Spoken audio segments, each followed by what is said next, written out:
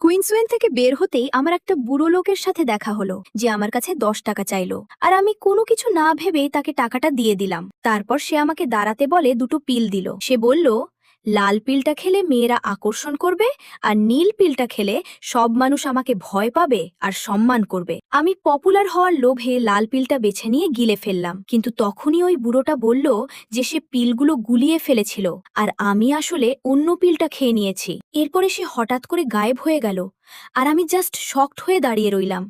এরপর করিডোর থেকে বের হওয়ার সময় একটা ছেলের সাথে আমার ধাক্কা লেগে গেল, যে বিনা কারণে ভয় পেয়ে পেয়ে মাফি চাইতে চাইতে ওখান থেকে পালিয়ে গেল। বাইরে ভেন্ডিং মেশিনের কাছে আমার খুব জোরে তেষ্টা পেয়েছিল আর জাস্ট একটা জলের বোতল নেওয়ার ছিল, কিন্তু ওখানে দাঁড়িয়ে থাকা দুটো ছেলে আমাকে দেখেই পুরো জমে গেল। ওরা দুজনে নিজেদের মধ্যে কথা বলছিল যে আমি ডিস্ট্রিক্ট বসকে হারিয়েছি আর এখন আমি ওদেরও শেষ করে দেব। আমি তো জাস্ট পকেট থেকে টাকা বের করার জন্য হাত বাড়িয়েছিলাম, কিন্তু ওরা ভয়ে মরে ওদের সব ড্রিঙ্কস আমার হাতে ধরিয়ে দিল আর রাস্তা না আটকানোর বাহানা দিতে লাগলো।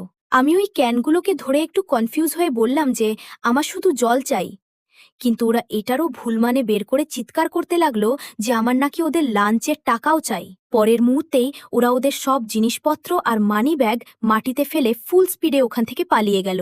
আর আমি জাস্ট এটা ভাবতে থাকলাম যে এইসব কি চলছিল।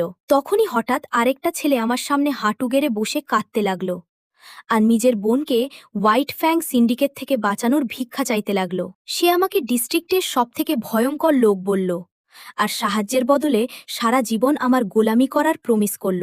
আমি মনে মনে ভাবছিলাম যে আমার তো শুধু জল চাই, আর আমার এই ফিন্ডিকেটের কোনো আইডিয়াই ছিল না। কিন্তু তখনই আমার মনে হলো যে ওই বুড়োর পিলটা সত্যি সত্যিই নিজের জাদু দেখাচ্ছিল। আমি ভাবলাম যে হয়তো আমি ওই কিডন্যাপারদের সাথে কথা বলে ব্যাপারটা মিটিয়ে দিতে পারব।